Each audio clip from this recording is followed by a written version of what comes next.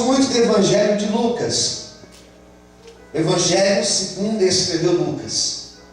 Você sabe que Lucas, ele não foi um discípulo. Lucas, ele foi um evangelista. Ele foi também um historiador. Ele foi alguém que fez pesquisas. Ele foi alguém que colheu relatos, que conversou com os discípulos, que conversou com aqueles que presenciaram os fatos. Ele leu os textos de Marcos e assim ele compõe, ele escreve o Evangelho segundo, ou seja, na ótica de Lucas. Lucas, além de ele ser um historiador, Lucas ele era médico, ele era formado em medicina, então ele tinha um olhar muito detalhista das coisas. E eu acho interessante que cada texto de Lucas, a maioria dos seus textos, ele começa com a expressão "e aconteceu que". Era o jeito dele escrever. Eu acho bonito que cada um de nós temos um jeito de escrever. E o jeito de Lucas escrever acerca de Jesus era dessa forma. Ele geralmente começava os seus textos dizendo "e aconteceu que". Eu começo a perceber que cada lugar que Jesus foi, que cada cidade pequena que ele entrou, cada povoado que ele visitou, cada casa que ele foi, cada lugar que ele entrou, onde Jesus chegou, aconteceu alguma coisa. E esse Jesus, ele continua agindo nos dias de hoje. Ele continua chegando naquele povoado simples, ele continua chegando naquela casa simples, ele continua chegando na igreja. Não importa se aquela pessoa que você gostaria que estivesse aqui não veio, não importa se ela não veio, o importante é que Jesus está aqui e alguma coisa boa vai acontecer aqui nessa noite. Quem também acredita comigo, por favor, glorifique e exalte ao Senhor bem forte. Aleluias, glória a Deus. Alguma coisa vai acontecer nessa noite. E diz a palavra de Deus que ele foi a uma cidade. Na verdade não era uma cidade grande, mas era um vilarejo, era um povoado com poucos habitantes. Era um lugar por nome de Naim. É a única vez que nós encontramos no Evangelho, é a única vez que nós encontramos no Evangelho Jesus indo em Naim. E você sabe que na verdade Naim era a caminho de Cafarnaum. Então eu começo a acreditar que Jesus, na verdade, ele não ia nem para Naim. O que ele ia fazer em Naim? Eu acredito que na verdade Jesus estava indo para o sul de Cafarnaum. Então ele passou por Naim. E foi justamente nessa passada de Naim, por Naim, que vai dizer a palavra de Deus que Jesus, acompanhado de uma grande multidão, ele viu saindo da cidade uma outra multidão. Os cemitérios, eles não ficavam dentro das cidades. Os cemitérios ficavam do lado de fora da cidade. Era uma tradição dos judeus pegar os seus mortos e enterrar os seus mortos fora da cidade. Então a multidão saía de dentro daquela cidade. Na frente da multidão, um esquife, um caixão, uma mãe desolada ao lado daquele caixão, e uma grande multidão seguindo atrás. E diz a Bíblia que essa mãe, a mãe desse rapaz que estava morto, era uma mulher viúva. Era uma mulher que já tinha ido naquele cemitério. Era uma mulher que já tinha ido até aquele lugar enterrar o seu marido. Nós não sabemos se ele morreu na guerra, nós não sabemos se ele morreu doente, nós não sabemos se ele morreu na mão dos salteadores. Ela já não tinha marido, era uma mulher viúva. E sendo uma mulher viúva, entenda, ela era uma mulher excluída. As mulheres viúvas, elas não eram muito bem vistas. As mulheres viúvas eram mulheres que dependiam do acaso, dependiam da sorte. Eram mulheres que, se não tivesse um valor guardado em dinheiro, se o marido não tivesse deixado terras, bens, eram mulheres que iriam padecer necessidade. Muitas mulheres viúvas acabavam se prostituindo. Olha que triste. E esta mulher, ela já tinha perdido o marido, já estava se acostumando a viver sem o esposo, já estava se acostumando a viver sem o teu companheiro em casa. E a vida veio e deu mais um golpe nela. Agora a dor foi mais forte, preste atenção. Agora a dor foi mais forte, porque além dela perder o marido, agora ela perde o filho. A mulher que já tinha acostumado, já estava aprendendo a viver sem o marido, agora ela precisava aprender a viver sem o teu filho. Talvez a única razão que aquela mulher tinha para viver, talvez a única motivação que ela ainda encontrava para continuar vivendo era aquele filho. E ela perde aquele filho. Uma das histórias mais tristes da Bíblia é a história dessa mulher, porque ela já não tinha mais filho algum e já não tinha mais marido. Ela estava realmente perdida nessa vida. Chorava, nada consolava aquela mulher, nada confortava o coração dela. Olhe para mim, por favor. Nada conseguia trazer paz para ela. E quando a Bíblia diz que Jesus passou na porta daquela cidade, e ele olhou e viu aquela multidão saindo, viu aquele caixão, viu aquela mulher na frente daquele caixão, Jesus olhou aquela cena, e diz a Bíblia que Jesus se compadeceu daquela imagem que ele viu. Quem entendeu, diga amém.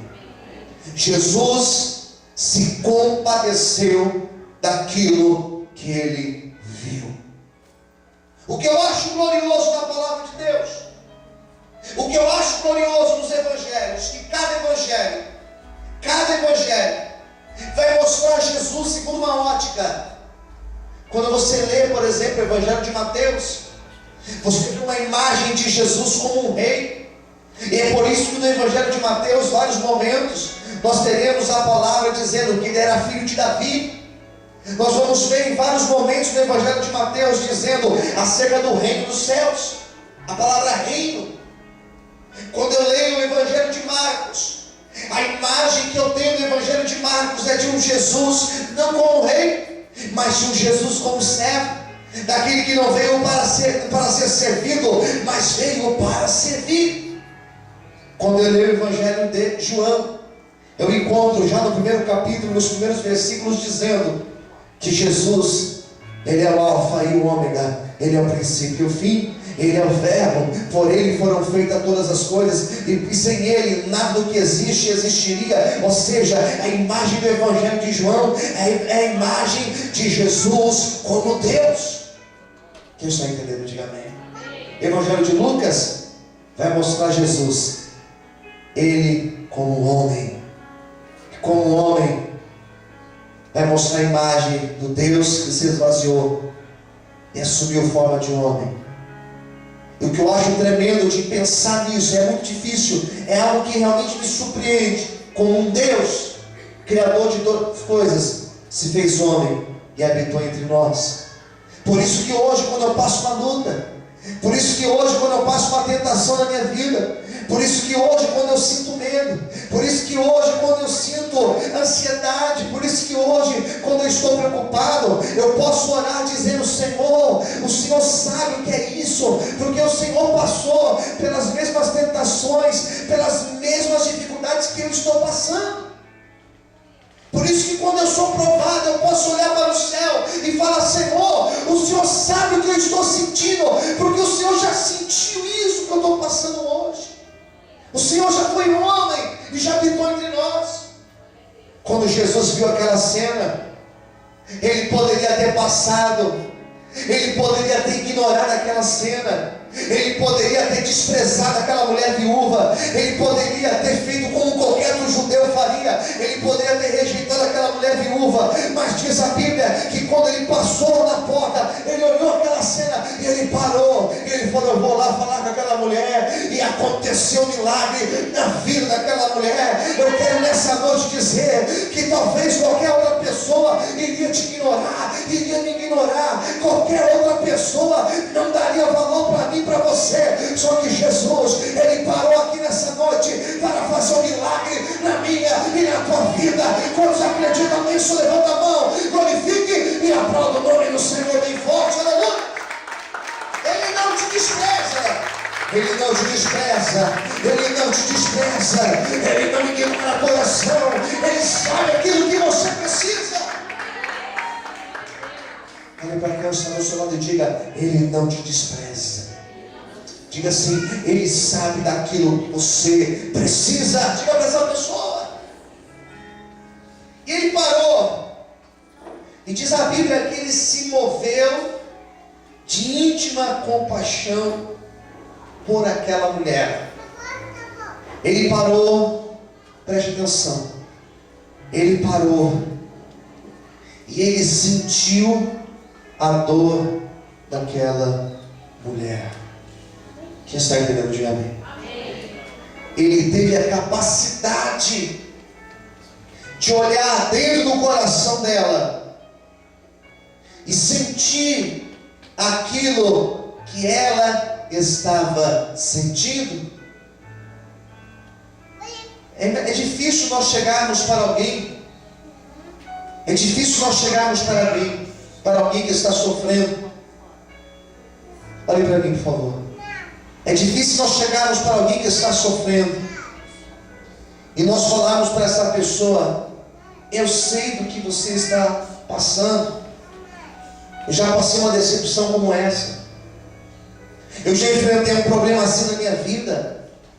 Por mais que seja um problema parecido, por mais que seja um problema muito próximo, ninguém sabe na verdade, na íntegra, o que nós passamos. Quem está entendendo? Diga amém. Ninguém sabe na verdade aquilo que nós sentimos. E o grande problema é que as pessoas têm mania de julgar as outras. Ela não pode ficar na escolinha? Será que ela não quer ficar lá embaixo?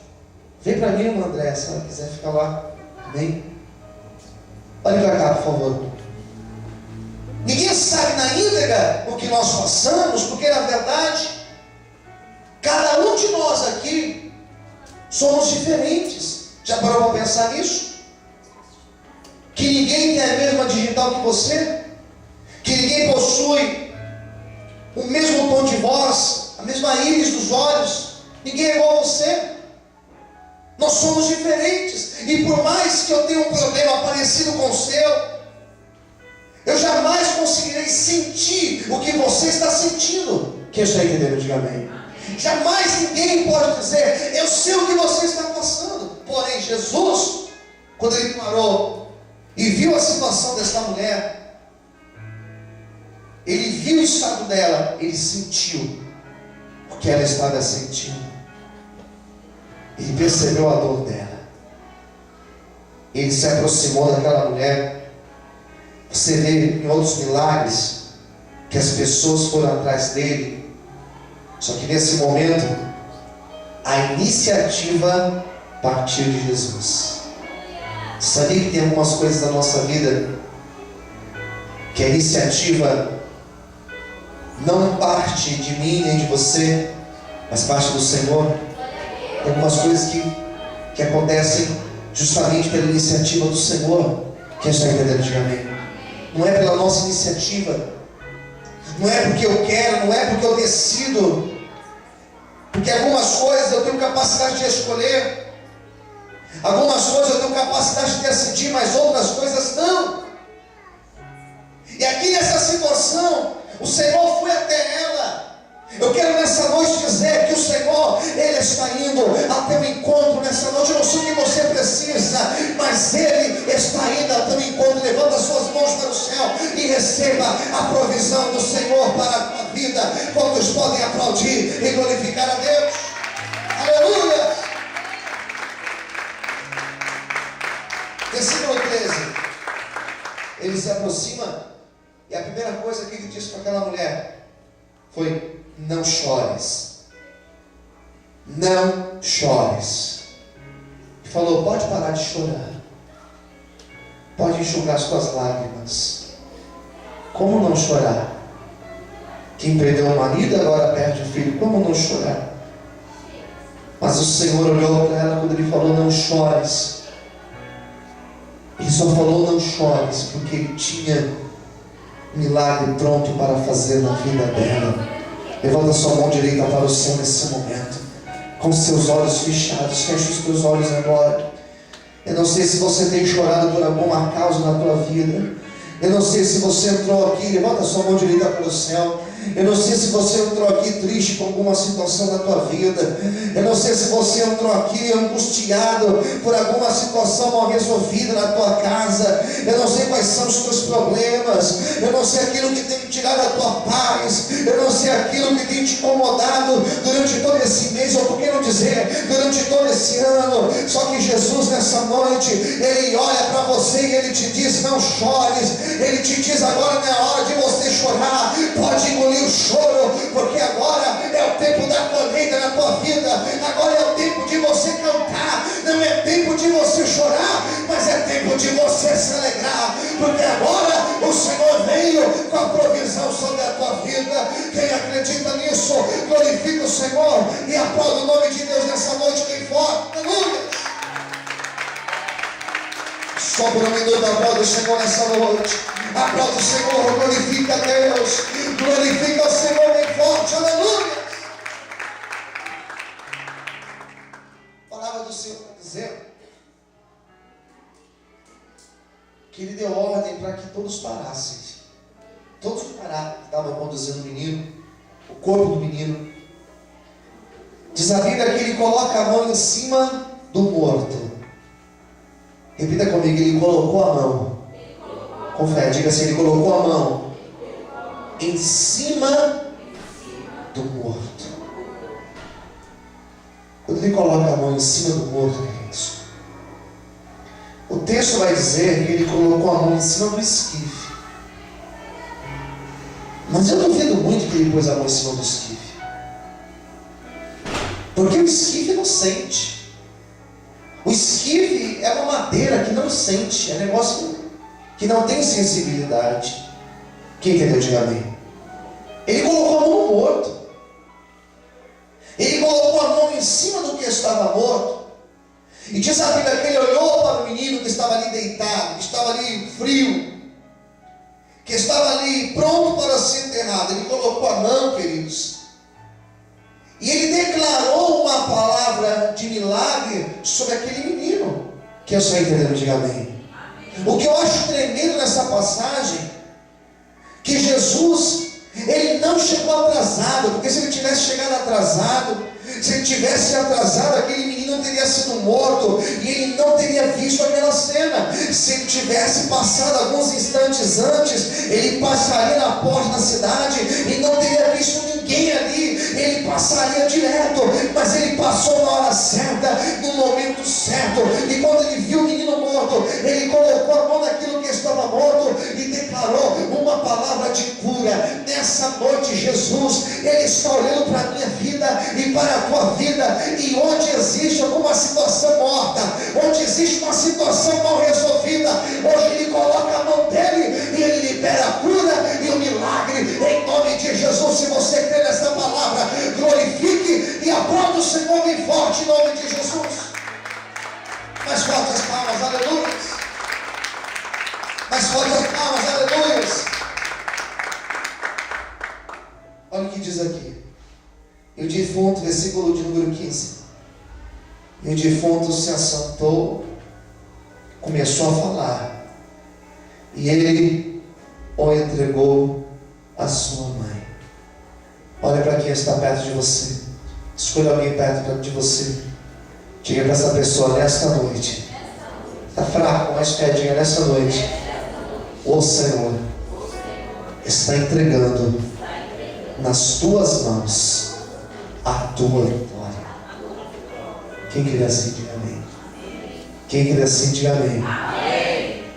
Ele pegou o menino e entregou para a mãe.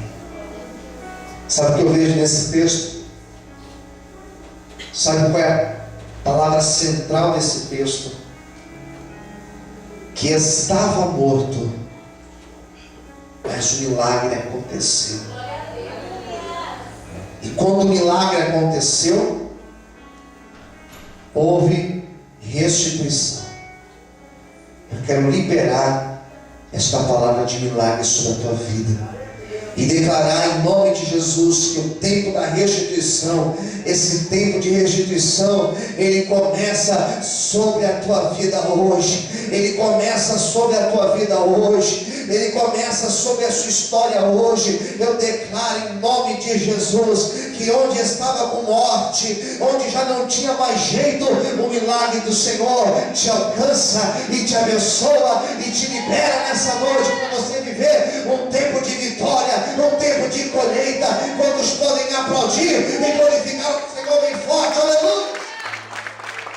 Você pode glorificar a Deus, aleluia! Sabe o que aconteceu? Correram lá na frente, foram lá no cemitério e disseram para o coveiro: sabe aquela cova que você abriu para o menino? Pode fechar a cova, porque o enterro foi cancelado. O coveiro falou: não, como é que é? É isso mesmo. Pode fechar a cova, pode colocar a terra de volta, pode cobrir a cova novamente, porque o menino que estava morto, Jesus ressuscitou esse menino e hoje ele já está de pé, totalmente curado e restaurado. Aquele que já tinha aberto a cova para enterrar o teu sonho, para enterrar o teu projeto, para liberar palavras de maldição contra a tua vida, o Jesus que curou e ressuscitou esse menino, ele também cura e ressuscita os teus sonhos nessa noite. Estava morto porque o milagre aconteceu. Hoje nessa noite o enterro foi cancelado porque a palavra de milagre foi liberada sobre este lugar. Libera, Senhor, libera a bênção, libera a vitória sobre cada um aqui, ó Pai. Quantos recebem esta palavra, glorifique e aplauda o Senhor bem forte, em nome de Jesus, aleluia. Amém, queridos? O enterro foi cancelado nesta noite, porque o milagre chegou primeiro.